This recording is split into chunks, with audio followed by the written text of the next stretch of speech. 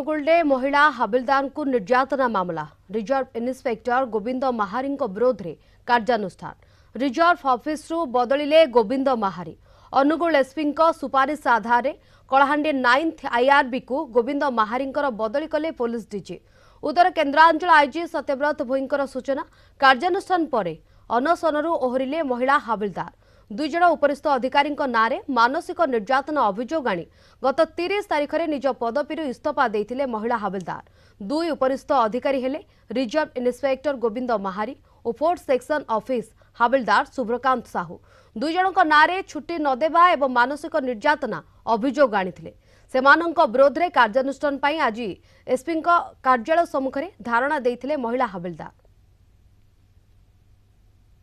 जो से जो एलिगेशन आनी थे आरआई एगेंस्ट जो जने